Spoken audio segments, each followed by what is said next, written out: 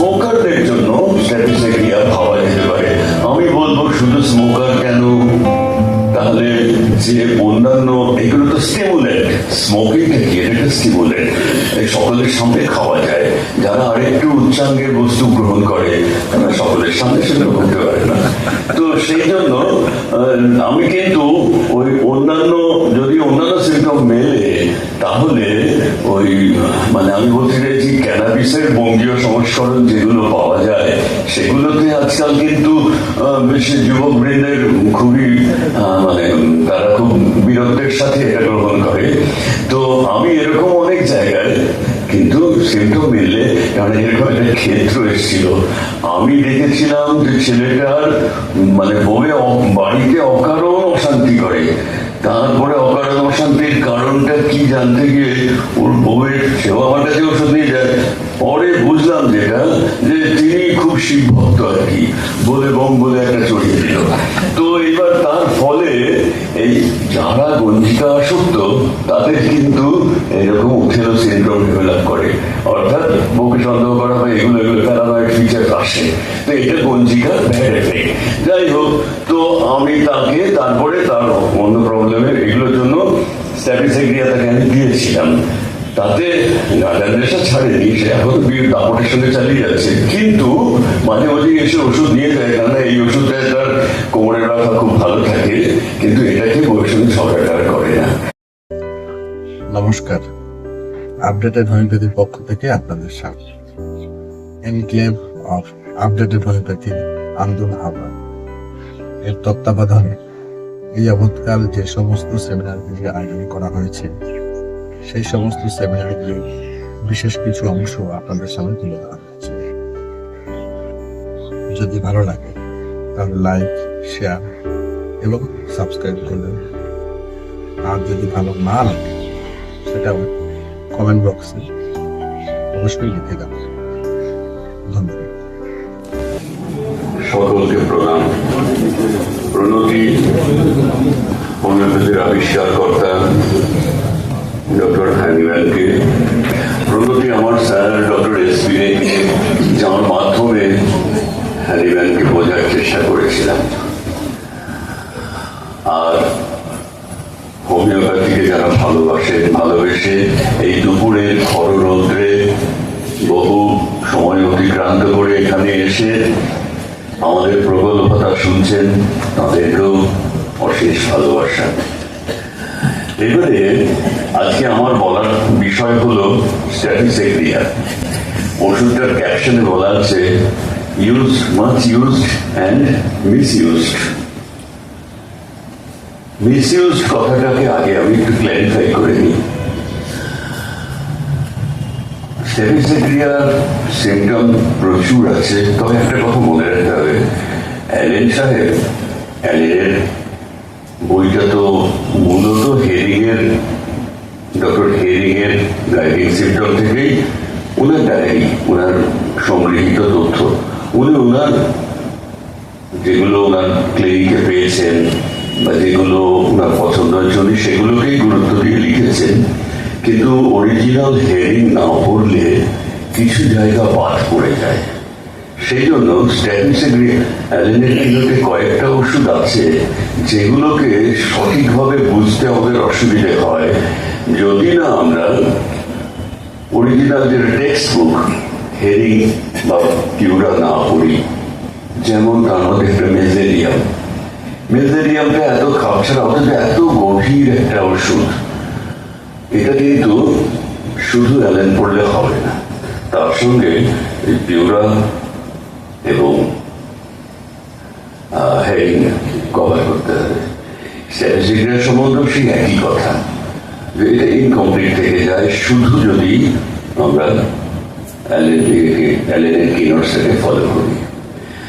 তবে মিসইউজ কেন বলছি না, একটা সময় ছিল যখন সাইকিয়াট্রির নলেজ পাইনি, তখন ওই রিসার্চ ডিসপ্লেতে যেখানে পেতাম সেই হতো, মানে প্রেজেন্ট হলেও যথেষ্ট হতো না। এই জন্য মিসইউজ শব্দটা অ্যাপ্লাই করেছি। অর্থাৎ জায়গাটা না বুঝে, ক্ষেত্রটা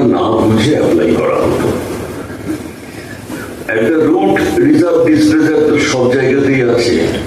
জীবনের প্রতিটা ক্ষেত্রে কেউ যদি দুঃখ, কারো শোক, কারো আঘাত, কারো ভেক্সেশন, কারো ইনসালটেশন, যেগুলোই এই পৃথিবীতে তো অনেক কিছু হজম করে নিয়ে আমাদের বেঁচে থাকতে হয়। তো সেই সব মানুষেরাই রিজার্ভ ডিসপ্লেজার শব্দটা উচ্চারণ করবেন। কিন্তু পরে আমাদের ভাবতে হয়েছে কেন কাজ পাইনি। রিজার্ভ ডিসপ্লেজার দেখে তো দিয়েছিলাম, এবং শুধু একটা সিমটমের মধ্যে আমরা দিই না, আরো অন্যান্য কিছু তো কভার করেছিলাম, কেন ফল পাইনি। আজকে বুঝি যে বাই দ্যাট টাইম সেই রিজার্ভ ডিসপ্লেজার তো অন্য কিছু নোমেনক্লেচার পেয়ে গেছে। অর্থাৎ সেই রোগী, কোন রোগী ডিপ্রেশন, কোন রোগী অ্যাংজাইটি, কোন রোগী বাইপোলার মুড ডিসঅর্ডার, অর্থাৎ কোনো একটা অভিধা তারা অলরেডি পেয়ে গেছে।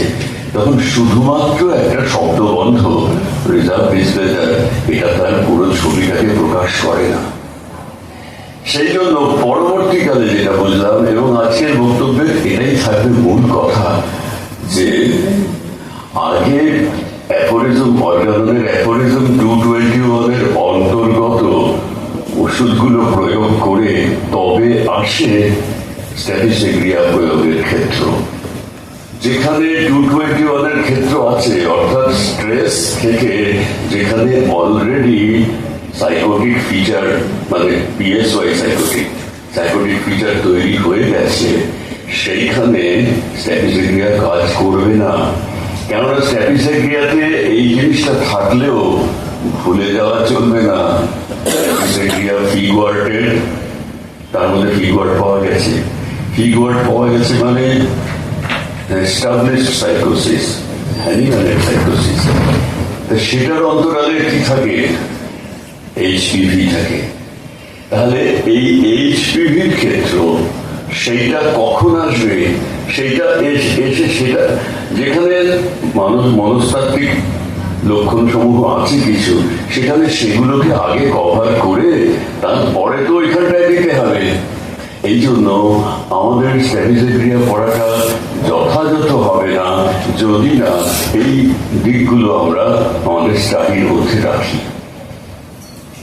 এবারে প্রথমে আলোচনা করা যাক স্ট্যাটিস্টিক্রিয়া বলতে আমরা কোন দিকগুলোকে মেনলি বুঝবো, তার সীমারেখা। আমি প্রথমে বলতে চাই, আমি নিজের পছন্দের জন্য, নিজের সুবিধে মতো একটা নিমোনিক্স করেছিলাম। স্ট্যাটিস্টিক্রিয়া মূলত যে জায়গাগুলো ব্যবহার হয়, প্রধানত মায়াজাবের দিকটা বাদ দিয়ে, তার মানসিক মনস্তাত্ত্বিক দিকটা বাদ দিয়ে, সেইটা হচ্ছে স্ট্যাটিটো, STAPHYS। সেইটা ওই এক একটা শব্দ দিয়ে, কারণ অ্যাকচুয়ালি কি আমাদের ম্যাথমেটিক্যাল তো সমুদ্র, কাজেই নিজের জন্য দু একটা তরণী রাখতে হবে সংগ্রহে, তা না হলে এই সমুদ্রটাকে তো বার করা দুর্লভ কাজ। সেই জন্য আমি আমার মতো করে ছোট্ট একটা নিমোনিক্স করেছিলাম, যেটা এর পেরিফেরিটা কভার করে। যেমন এস দিয়ে আমি মনে রেখেছিলাম স্টাডিজ, টেলিজেন, etcetera. That means problem regarding the lids, eyelids and etcetera. চোখের সমূহের কথায় স্ট্যাটিস্টিক্রিয়ার কথা তো আমরা ভাবি। টি দিয়ে হচ্ছে টুথেক, এটসেট্রা। স্ট্যাটিস্টিক্রিয়ার টুথেক কিন্তু খুব কাজে লাগে। টুথেক বলতে ওর টুথেকের আবার দাঁতের আবার বৈশিষ্ট্য আছে। আমরা নর্থলে যেমন দেখছি সেমি লুনার ইনসিসার্স, ক্রিজেন্টিক, মানে যেটা সিফিলিসকে ডাইরেক্টলি ইন্ডিকেট করে। এর আবার কিন্তু এইচএস, দাঁতের ধারগুলো, প্রান্তগুলো হয়ে যায় এবং ক্রান্ত, এবং দাঁতের বিভিন্ন যন্ত্রণা ইত্যাদিও আছে। এবং আরেকটা পিকিউলিয়ারিটি আছে যে দাঁতের যন্ত্রণায় সে, এই পিকিউলিয়ারিটি আমি একটি মাত্র রোগীকে আজ পর্যন্ত পেয়েছি আমার 40 বছরে। তো পিকিউলিয়ারিটি যেহেতু জেনে রাখার ব্যাপার, যে মানে মুখে দিয়ে বাতাসটা টানলে তার রিলিফ, এভাবে যদি সে বাতাসটা টানে তাহলে দাঁতের যন্ত্রণা রিলিফ হয়। এটাই খুব পাওয়া যায় না, আমি একটা মাত্র পেয়েছি, কিন্তু বইয়ে আছে। আর পিকিউলিয়ার বডি ST, তাহলে S হলো স্ট্রাই, টেলিজেন, etcetera, problems regarding the lids, specially the upper lids. আর ST হলো toothache, etcetera, and the problems regarding the teeth. তারপরে ST এ বলতে কভার করবে abuse or misuse or over use of sexual organs. তো এটা এর মধ্যে প্রচুর বিভিন্ন জায়গাতে বলা আছে, সে ওনানিজমই হোক কি এক্সেসিভ সেক্সুয়াল ইন্টেলিজেন্সি হোক, এইসব কিছু। তাহলে STA এ কভার করছে অ্যাবিউজ। আচ্ছা, তারপরে পি কভার করছে pain in back, abdomen etcetera. Back বলতে এর যেমন আছে যে শুয়ে আছে তীব্র পিঠে যন্ত্রণা, সকালবেলা ঘুম থেকে উঠে একটু হাঁটাচলা করলো, কমে গেল পিঠে যন্ত্রণা। এই যে স্পন্ডাইলিসিসের কিন্তু আমরা হরমোন পাই, তাহলে স্পন্ডাইলিসিসের একটা ভালো ওষুধ হতে পারে যদি অন্য সিমটম কভার করে। এখানে আরেকটা কথা আছে, কিন্তু আমার মনে হয় যেরকম একটি পেশেন্ট তার ওই ব্যাকের কমপ্লেন, প্রচুর ওষুধ খেয়েছে, কিছু হয়নি। আর এই টিপিক্যাল ব্যাকে যে ওই এতে তার যতক্ষণ শুয়ে আছে তাই ঘুম থেকে উঠে সকালবেলা আবার ঠিক হয়ে যায়। তাহলে শোনার পরে বললাম যে কিসে ঘুমন। আসলে ভদ্রলোক এককালে মিলিটারিতে ছিলেন, আর ক্যাম্প ঘাটে সব অভ্যেস ছিল, ক্যাম্প ঘাটে এখনো ঘুমন, একটা পুরোনো দিনের অভ্যেস। আমি বললাম ওইটি বর্জন করে দেখুন তো, আপনি ফ্ল্যাট সারফেসে ঘুমন, কেননা ওই যে পিঠের দিকটাতে উঁচু হয়ে যাচ্ছে, ঢেউ খেলে যাচ্ছে, ওইটা রাত্রে 5-6 ঘন্টা তো ওভাবে থাকছেন, ওটা সমস্যার সৃষ্টি করার একটা কারণ হতে পারে। বললো কিন্তু সত্যি কথাই বিছানা চেঞ্জ করার পর ভালো হয়ে গেলেন। তো কাজেই এটা মনে হতে পারে স্ট্যাবিলিটিয়া দিলেও ভালো হতো, কিন্তু ওই বিছানা যদি ওরকমই থাকতো তাহলে কিন্তু শয্যা কন্টক হয়ে উঠত। তো এখানে এছাড়াও আরো একটা দিক আছে, ওভারির পেটে কিন্তু স্ট্যাবিলিটিয়া ভালো রোল আছে। সেটা আবার কোথেকে আসে দেখো, আমরা কিন্তু শুধু মেট্রিয়ামেডিকায় যে কটা ওষুধ বলে দেওয়া হচ্ছে, লক্ষণ বলে দিয়েছেন হরিমান সাহেব বা বরিশাল, যথেষ্ট মনে রাখার সুবিধের জন্য আমি বলছি, তার বাইরেও কিন্তু আমাদের দিগন্ত আমরা অনেক প্রসারিত করতে পারি। যেমন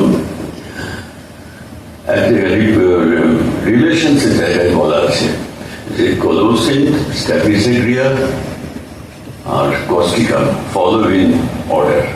যেমন অ্যান্টিসোরিক গুলোর ক্ষেত্রে বলা আছে সালফার, ক্যালকেরিয়া, লাইকো ফলো করে। তো এইরকম অনেকগুলো ওষুধেই কিন্তু এরকম একটা সম্পর্ক আছে। আমার তো মনে আছে, আমার তখন আমি স্টুডেন্ট, এরকম আমার খুব ঘনিষ্ঠ আত্মীয় ডিসমেনোরিয়া, এটা এমন মানে তার কারণা যে কোনো মানুষকে কষ্ট করে দেখলে। ডাক্তারবাবু এসে দেখে, তখন আমরা ছাত্র, হোমিওপ্যাথি ডাক্তারবাবু ভালো ডাক্তার, তিনি এসে দেখেই কলোসিন দিলেন। ব্রিলিয়ান্ট, কেননা ওই আর কি বেন্ডিং ডাবল, প্রায় একদম পুরো ভাঁজ হয়ে যাওয়া। তো এটাও ঠিক, অ্যাবডোমিনাল ওষুধগুলোই কিন্তু প্রেশার বা বেন্ডিং ডাবল অধিকাংশ সময় রিলিফ দেয়। এবারে কি হলো, পরের বার ডক্টর দের কাছে গেলাম এই কেস নিয়ে, উনি কোনো কথাই বললেন না, উনি লিখে দিলেন স্ট্যাটিস্টিক্যাল। আচ্ছা, জিজ্ঞেস করলেন এরকম, ও সেটা ভালো। তখন বুঝলাম কমপ্লিমেন্টারি রিলেশনের কি ব্যাপার। বইয়ে তো দেখা গেল যে এর কমপ্লিমেন্টারি তো স্ট্যাটিস্টিক্যাল, কস্টিকাম, শুধুমাত্র তারপরের বার উনি সিমটম দিলেন ওষুধ দিলেন। তো কলোসিনের কমপ্লিমেন্টারি যখন স্ট্যাটিস্টিক্যাল এত দুর্দান্ত হবে, এবার কলোসিন যে ফিচার গুলো কভার করে, এটা তো আশা করতেই পারি স্ট্যাটিস্টিক্যাল মধ্যে সেগুলো আছে, তাহলে কমপ্লিমেন্টারি হবে কি করে? কমপ্লিমেন্টারি তো সেগুলোই হবে যেগুলোর মধ্যে ওর সিমটম আমরা এক্সপেক্ট করতে পারি। তাহলে কলোসিনের যে অ্যাবডোমিনাল কলিংটা হচ্ছে, এটা তো ওই ওভারিয়ান বা মোটামুটি ভাবে ইন্ট্রা অ্যাবডোমিনাল বটেই। তাহলে ওভারিয়ান পেনে গ্র্যান্ড রোল আছে, মানতেই হবে। শুধু তাই নয়, আমি তো এই চিন্তাটাকে আরেকটু প্রসারিত করে আরো সুন্দর ফল পেয়েছি। আমার মনে আছে, আমাদের খুব ঘনিষ্ঠ পরিচিত মানুষ, তার জেরবার সুগারে, তো এবং মানুষটা কারোর সঙ্গে ঝগড়া করতে পারত না, নিপাট ভদ্রলোক, এবং সুগারে ভুগছেন। তো আমি তাকে কলোসিন্থের কমপ্লিমেন্টারি স্ট্র্যাটেজি, কলোসিন্থ বনি ভূষণের বইয়ে বনি ভূষণ একদম স্পেসিফিক বলছেন কলোসিন্থকে, স্পেসিফিক হয় না হোমিওপ্যাথিতে, তবে নিয়ারলি স্পেসিফিক, যেমন অ্যাসিড ফসকে আমরা বলি, যেমন ওই আর্সেনিক ব্রোমকে বলি, সেরকম কলোসিন্থকেও স্পেসিফিক বলা হয়। তাহলে কলোসিন্থের যে কমপ্লিমেন্টারি হবে স্ট্র্যাটেজি, সে কেন ডায়াবেটিসের ওষুধ হবে না? বেশি হবে। তার উপর ডায়াবেটিসের পেছনে তো স্ট্রেস একটা বড় ফ্যাক্টর। কভার করে আমি দিয়েছিলাম, ব্রিলিয়ান্ট রেজাল্ট পেয়েছিলাম। তো এইভাবে কিন্তু আমাদের ড্রাগগুলোর অঙ্গনটাকে প্রসারিত করার অবকাশ আমাদের আছে। তাই অনেক দূর অনেক ডাইগ্রেশন হয়েছে। এবারে STABH, এইচ বলতে হনিমুন সিস্টাইটিস, এটা তো স্পেসিফিক বলা হয় অর্থাৎ নববিবাহিত বধূ স্বভাবতই, এটাকে অন্যভাবেও বলা যায় over indulgence of sexual organs.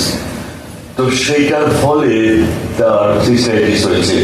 তো এখানে তো বেশি দেওয়া যাবে, এটা তো কমন, এটা তো যে কেউ ম্যাথমেটিকা পড়িয়ে দেবে।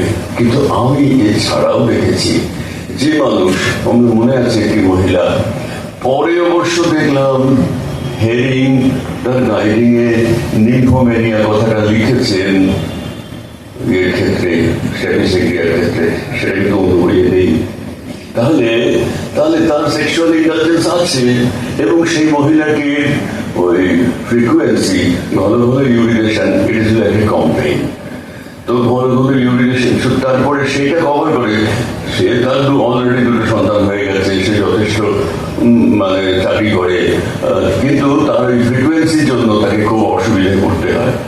তো আমি সেইখানে তার মানে অ্যাটিটিউডটার মধ্যে একটু অ্যারোমেটিক ব্যাপার ছিল, এরোটিক ব্যাপার ছিল, সবগুলো কভার করে স্ট্যাবিসেগ্রিয়া দিয়ে তাতে কিন্তু সে ভালো ছিল। এবং শুধু তাই নয়, আমার আরেকটি কেস মনে পড়ছে, মহিলাটির ওনানিজমের হিস্ট্রি ছিল এবং তার ইউটিআই ফ্রিকুয়েন্ট হতো। তো সেইগুলো ধরে সেখানেও কিন্তু স্ট্যাটিস্টিক্রিয়া help to a greater extent. তাহলে এই হানিমুন সিস্টাইটিস, এই একটাকে মনে রাখলে আমরা আরো অনেকগুলোকে মনে রাখতে পারি।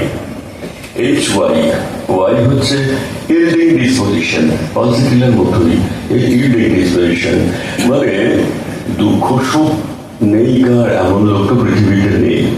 কিন্তু ল্যাকেসিস কি হয়, তাকে একটু দুঃখ দিলে সে রিটার্ন দিয়ে দেবে আরো 10 গুণ দুঃখ, এমন সে তার মানে ভোকাবুলারি এত স্ট্রং, সে এত শব্দ প্রয়োগ করবে যে বিপক্ষ দল পরায়ণের পর পাবে না। সে জায়গায় স্ট্যাটিস্টিক্রিয়া কিন্তু he thinks himself too dignified to quarrel, ঝগড়া মানে এর সঙ্গে ঝগড়া করবো নয়, চুপচাপ হজম করে বাড়ি চলে গেল। তাহলে আবার যেমন পালসেটিলাকে বলা হচ্ছে ইল্ডিং ডিসপোজিশন, তাকে যেটা বলবে সেটা শুনবে করবে, মানে উদ্ধত বা অ্যারোগ্যান্স এই ব্যাপারগুলোর মধ্যে নেই। তাহলে ইল্ডিং ডিসপোজিশন এর একটা বৈশিষ্ট্য।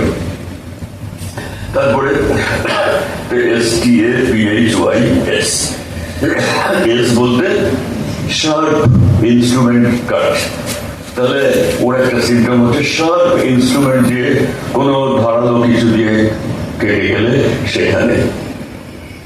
কিন্তু এখানে আরেকটি কথা বলার আছে, এটা কিন্তু যথেষ্ট নয়। কেন যথেষ্ট নয়? শার্প ইনস্ট্রুমেন্ট, আমার মনে আছে আমার বোনের আঙুল একসময় কেটে গেছিলাম বটি দিয়ে, তো স্বভাবতই স্ট্যাবিসেগ্রিয়া দিয়েছি। স্ট্যাবিসেগ্রিয়া কিন্তু পুজগুলো হয়নি, কিন্তু ব্যথা যন্ত্রণাটা কমেনি। স্যারের কাছে গেলাম, স্যার দিলেন হাইপেরিকম, ব্যাস, আর কিছু লাগেনি। মনে রাখতে হবে। তাহলে আমি দিলাম শার্প একটা ইনস্ট্রুমেন্টে কাট দেখে, স্যার কিন্তু দিলেন, সেটুকু তো হয়েছে, সে ওষুধ তার কাজ করেছে। তারপরে কমপ্লিমেন্টারি কি হবে? এটা তো সেন্সিয়েন্ট নার্ভ ইনজুরিও বটে। তাহলে সেন্সিয়েন্ট নার্ভটা ইনজিওর্ড হয়েছে, সেটা কভার করা হয়নি বলে ছাড়ছে না, সুতরাং হাইপারিকাম এখানে দুর্দান্ত ওষুধ। এইভাবে তো আমার এই ছিল, এটা হচ্ছে সাধারণভাবে স্ট্যাটিস্টিক্যাকে আমরা যেভাবে প্রয়োগ করি তার এই যে মেইন ডিসঅর্ডার গুলো, এই অ্যালেনের 3টে পাতাকে আমি ওই STAPHY দিয়ে মোটামুটি কভার করে, এটা আমার সুবিধার্থে আমি এরকম ড্রাগগুলো একটা দুটো সিঙ্গল লাইন বা যেখানে যতটুকু সম্ভব একটা ছোটখাটো মধ্যে কভার করে রাখি। কেননা ভাই অ্যাকচুয়ালি কি, যেমন গোটা ভারতবর্ষ তো ঘোরা সম্ভব নয় আমাদের একজনের পক্ষে, তাহলে আমরা কি করি, মানচিত্রটা দেখে মনে রাখি। তাহলে একটা মানচিত্রের মধ্যে দিয়ে, এটা হচ্ছে মানচিত্র, ওষুধটাকে মনে রাখা। আমার মনে আছে কোনো এক সময়, ওই সেটা ছিল রবীন্দ্রনাথের 125 বছর, তো আসানসোল থেকে আসছি হাওড়া, তো ওখানে দেখলাম রবীন্দ্রনাথের ওই একটা জার্নাল, একটা ভালো লাগলো লেখা টেখাগুলো দেখে একটা পত্রিকা কিনলাম হুইলার স্টল থেকে। কভার পেজটা আমাকে অ্যাট্রাক্ট করেছে। কি কভার পেজ, ভালো করে তাকিয়ে দেখা গেল এটা জাস্ট দয়ের মতো একটা টান, ভালো করে তাকালে দেখা যাচ্ছে রবীন্দ্রনাথ, একটা বাই এ ফাইন ব্রাশিং শিল্পী রবীন্দ্রনাথ তার এই গোটা চোখ, নাক এবং তার এই দাড়ি সব মিলিয়ে একটা আঁচড়ে করেছে। এই ওয়ান লাইনার এইগুলো আমাদের মনে রাখতে হেল্প করে। তো যেটা আমি নিজের মতো করে বানিয়েছিলাম, কেননা এর তো সিম্পটম কত কি কোথায় মনে রাখবো, তো যাদের এর মধ্যে বেসিক জিনিসগুলো কভার হয়। তবে এর বাইরেটাও তো আছে, এটা গেল তার physical aspect, mainly physical aspect. এইবার আসলে স্ট্যাটিস্টিক্যালটা বেশি মাত্রায় ব্যবহার হয়েছে তার মানসিক পেরিফেরির জন্য। সেইখানে কিন্তু বেশ কিছু কথা বলার আছে। যেমন এখানে বলছে বাচ্চাদের ক্ষেত্রে বলছে পিভিশ, ইল হিউমার ইত্যাদি ইত্যাদি।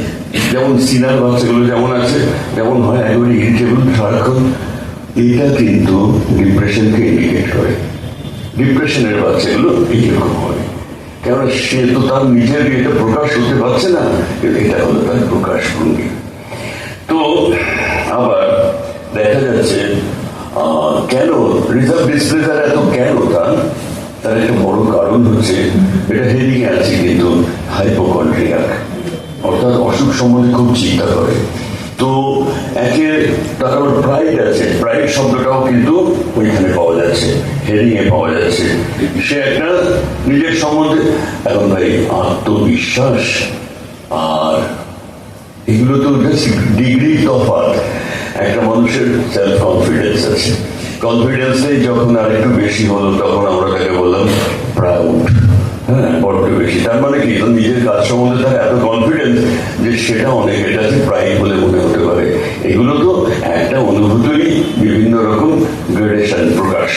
তো তার প্রাইড আছে, আর তার ভেতরে হাইপোকন্ড্রিয়াসিস আছে, জীবনের অনেক, আবার সে কারোর সঙ্গে ঝগড়া করতে পারে না, কাজেই চেপে রেখে রেখে এই রিজার্ভ ডিসপ্লেজারে সে আক্রান্ত হয়।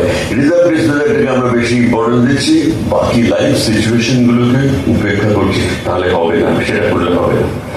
আর একটা কথা বলার আছে যে এর মধ্যে আছে কিন্তু এটা বড়িকে আছে এবং কোথায় আছে, ডিলিউশন অফ রেফারেন্স আছে, মনে করে সবাই তার দিকে তাকিয়ে আছে, সে আছে, তো এটা তো ডিলিউশন অফ রেফারেন্স। তাহলে ডিলিউশন অফ রেফারেন্স আছে, আবার বোগারের কি নোটে আছে ইমার্জেন্স ইনসাল্টস। সে নিজেকে একটা হাই অল্টারে, হাই পালপিটে বসে আছে বলে মনে করে, আর অন্যদের সঙ্গে তার খুব বেশি মেলামেশা নেই, কিন্তু তার মনে হয় অন্যরা বোধহয় তাকে অবজার্ভ করছে। এইগুলো ডিলিউশন গুলো তো সাইকিয়াট্রি বলে যে চাপে থাকলে, একটা মানুষ স্ট্রেসের মধ্যে দিয়ে দিনের পর দিন যদি থাকে, তাহলে তার মধ্যে এইরকম ব্যাপারগুলো আসতে পারে। তো স্বভাবতই এইটা কি ইন্ডিকেট করছে, তাহলে প্রাইডও আছে, আবার তার মধ্যে ইমার্জেন্সি ইনসাল্ট আছে। তাহলে যদি পার্সোনালিটি আমি ভাবি, তাহলে নার্সিসিস্টিক পার্সোনালিটি হতে পারে, প্রাইড যার আছে সে তো নার্সিসিস্টিক পার্সোনালিটি হতেই পারে। আর এই যে ইমার্জেন্সি ইনসাল্টস, সে সকল, তাহলে সেখানে প্যারানয়েড পার্সোনালিটি ডিসঅর্ডার তো হতে পারে, যে সে সকলকে সন্দেহ করছে। তাহলে এইভাবে তার মনোজগতের একটা খবর আমরা পেতে পারি। আর কি পেতে পারি, মনে হয় এখানে ওসিপিডি বললেও বলা যাবে, কেননা যার এত পাতার পর পাতা বলা হয়েছে তার সেক্সুয়াল থিঙ্কিং এর উপরে, তাহলে একটা মানুষ যার মনে সারাক্ষণ ওই একটা ইন্দ্রিয় ঘোরাফেরা করে, তো এটাও তো একটা অবসেশন। তো এই অবসেসিভ কম্পালসিভ ফিচারটা তার মধ্যে অত্যন্ত বেশি আছে, তাহলে এভাবে ওসিডি বা ওসিপিডি দুটোই আমরা আশা করতে পারি। এইভাবে দেখতে গেলে আমরা তার মানে পার্সোনালিটি, অ্যাকচুয়ালি আমাদের তো লক্ষ্য হচ্ছে treat the patient not the disease, পেশেন্টটাকে ট্রিটমেন্ট করতে হবে, তাহলে পার্সোনালিটিটাকে তো জানতে হবে। আমরা পার্সোনালিটি না জানলে ট্রিট দ্য পেশেন্ট শব্দটায় পৌঁছবো কি করে? সেই জন্যই কিন্তু সাইকিয়াট্রি আমাদের এই ব্যাপারে ভীষণ হেল্প করে, এবং এই ব্যাপারে হোমিওপ্যাথির জানা অজানা এই বইটায় যেভাবে খেটে খুঁটে দিলীপ বিশ্লেষণ করেছে, এটার কোনো মার নেই। এর এক একটা আসপেক্টকে নিয়ে যদি কেউ প্রেসক্রাইব করে সে সফল হবে, এটা আমাদের অভিজ্ঞতা থেকে বলছি। 40 বছর আজকে হোমিওপ্যাথি করছি, তো দেখছি মোর দ্যান 40 years, দেখতে পাচ্ছি যে এই ধরনের চিন্তা, হ্যানিম্যান তো এটাই বলতে চেয়েছিলেন, আমরা তাকে বুঝিনি, সোরাকে বুঝলাম না, হ্যানিম্যানের সোরাকে পড়লাম না, আমরা একটা আকাশ কুসুম একটা জগৎ ভাব ভেবে নিলাম। আর এই যে মায়াজাম যেটা এখন চলছে, হেডিং এর মায়াজাম, এটাই মস্তিষ্কের উর্বরতা বৃদ্ধি হয়, কিন্তু পেশেন্ট সারে না। তো যাই হোক, এবার তাহলে কজেশনে আসা যায়। তাহলে কস্টিকাম স্যাটিসফ্যাক্টরিয়ার কজেশন বলতে কি হবে? কজেশন বলতে কভার করবে যে আফটার ভেক্সেশন, প্রচুর ভেক্সড হয়েছে এবং ইনসাল্টেড হয়েছে, প্রকাশ হয়নি, তাহলে সাপ্রেসড ইমোশনস, সাপ্রেসড ইমোশনস তার ভূমিকা আছে। তাই সেই জন্যই কিন্তু তার সাপ্রেসড সেক্স আছে, সাপ্রেসড রিজার্ভ ডিসপ্লেজার আছে, অন্যান্য জীবনের সর্বক্ষেত্রে তার একটা প্রকাশের সুযোগ না পাওয়া, এটা একটা প্রসঙ্গ আছে। কিন্তু এটা এখানেও মনে রাখতে হবে যে এটা তো কোনো একটা বিশেষ, যেমন আমরা যার মধ্যে এগুলো বেশি পাই, হ্যানিম্যান তো বলছেন যে যাদের 221 অ্যাফিডোজিমের তো বক্তব্যই এটা, যে যেখানে এগুলো বেশি আছে সেখানে তুমি 221 এর ওষুধগুলো দাও। হ্যানিম্যান সাহেব 5টা বলেছিলেন, সেই ক্রাইটেরিয়া গুলোকে ফলো করে আমরা আরো 5টা পেয়েছি, মোট 10টা ওষুধ আছে। এইগুলো আগে দিতে হবে, তারপরে স্ট্যাপিসেগ্রিয়ার ক্ষেত্র। স্ট্যাপিসেগ্রিয়াতে হ্যাঁ আরেকটা কথা বলা যাচ্ছে, স্ট্যাপিসেগ্রিয়া আমার খুব প্রিয় ওষুধ প্রোস্টেটের প্রবলেম গুলোতে, কেননা স্ট্যাপিসেগ্রিয়াতে তো সেই সাপ্রেশন, কোনায়ামের মতো সেক্স সাপ্রেশন তো এরও আছে, আর স্ট্যাপিসেগ্রিয়া কিন্তু গ্রোথ যদি বলি সেটাও কভার করছে, আর তার benign hypertrophy of prostate BHP, সেখানে কিন্তু আমি স্ট্যাপিসেগ্রিয়া দিয়েছি এবং ভালো রেজাল্ট পেয়েছি। তো মোটামুটি তো এই হলো স্ট্যাপিসেগ্রিয়ার ক্ষেত্র। আরেকটা কথা বলা হয়নি, সেটা হচ্ছে স্মোকার। স্মোকারদের জন্য একটা ভালো ওষুধ। তো অ্যাকচুয়ালি কি হয়, ওই স্মোকারদের ক্ষেত্রে আমি দেখেছি সেই মার্ক টোয়েনের একটা কথা ছিল, সিগারেট ছাড়া তো অত্যন্ত সোজা, কারণ আমি অনেকবার ছেড়েছি। তো পেশেন্টদের তাই হয়, তারা প্রত্যেকবার ছাড়ে আবার নতুন করে ধরে। তো এই স্মোকারদের ক্ষেত্রে বলা হচ্ছে স্ট্যাপিসেগ্রিয়া একটা ভালো ওষুধ, তবে আমি স্ট্যাপিসেগ্রিয়া দিয়ে স্মোকার ছাড়ানো যাবে এটা আমি মনে করি না, কেননা এটা মনের ভেতর থেকে একটা যদি স্ট্রং ডিটারমিনেশন না আসে তাহলে হবে না। বা এখানে আমি একটা ক্ষুদ্র মানুষ, কিন্তু আমার এখানে একটা অহংকার করার জায়গা আছে যে আমি এককালে চেন স্মোকার ছিলাম, কিন্তু বিগত 30 বছরে আমি একটাও সিগারেট খাইনি। তো এটাতে ডিটারমিনেশন দিয়ে আমি স্ট্যাপিসেগ্রিয়াকে সারিয়েছি এত নয়, তাহলে সেটা একটা ব্যাপার। কিন্তু স্মোকারদের জন্য স্ট্যাপিসেগ্রিয়া ভাবা যেতে পারে। আমি বলবো শুধু স্মোকার কেন, তাহলে যে অন্যান্য, এগুলো তো স্টিমুলেন্ট, স্মোকিংটা কি, এটা একটা স্টিমুলেন্ট, সকলের সামনে খাওয়া যায়। যারা আরেকটু উচ্চাঙ্গের বস্তু গ্রহণ করে তারা সকলের সামনে সেগুলো করতে পারে না। তো সেই জন্য আমি কিন্তু ওই অন্যান্য সিমটম মেলে তাহলে ওই মানে আমি বলতে চাইছি ক্যানাবিসের বঙ্গীয় সংস্করণ যেগুলো পাওয়া যায় সেগুলোতে আজকাল কিন্তু বেশি যুবক বৃন্দের খুবই মানে তারা খুব বীরত্বের সাথে এটা গ্রহণ করে। তো আমি এরকম অনেক জায়গায় কিন্তু সিমটম মিললে, কারণ এরকম একটা ক্ষেত্র এসেছিল, আমি দেখেছিলাম যে ছেলেটার মানে বউয়ে বাড়িতে অকারণ অশান্তি করে, তারপরে অকারণ অশান্তির কারণটা কি জানতে গিয়ে ওর বউয়ের সেও আমার কাছে ওষুধ নিয়ে যায়। পরে বুঝলাম যেটা যে তিনি খুব শিব ভক্ত আর কি, বলে বম বলে একটা চড়িয়ে দিল। তো এবার তার ফলে এই যারা গঞ্জিকা আসক্ত তাদের কিন্তু এরকম উঠেলো সিনড্রোম ডেভেলপ করে, অর্থাৎ বউকে সন্দেহ করা হয়, এগুলো প্যারানয়েড ফিচার আসে। তো এটা গঞ্জিকার ব্যাড এফেক্ট। যাই হোক, তো আমি তাকে তারপরে তার অন্য প্রবলেমের এগুলোর জন্য স্ট্যাপিসেগ্রিয়া তাকে আমি দিয়েছিলাম। তাতে গাঁজার নেশা ছাড়েনি, সে এখন দাপটের সঙ্গে চালিয়ে যাচ্ছে, কিন্তু মাঝে মাঝে এসে ওষুধ নিয়ে যায়, কারণ এই ওষুধটা তার কোমরের ব্যথা খুব ভালো থাকে, কিন্তু এটাকে বউয়ের সঙ্গে ঝগড়া করে না। তাহলে আমরা হোমিওপ্যাথরা সামাজিক ভাবে অনেক উপকার কিন্তু করতে পারি যদি এই দিকগুলো এভাবে আমরা জানতে পারি। তো আজকে তো আমাদের সময় হয়ে এলো, জাস্ট আর 2 মিনিট আছে হাতে। তাহলে আপনারা সকলে ধৈর্য ধরে আমাদের এই প্রকল্পটা শুনেছেন, সকলকে অজস্র ধন্যবাদ। আজকে আমাদের এই আলোচনা সংক্ষিপ্ত আলোচনা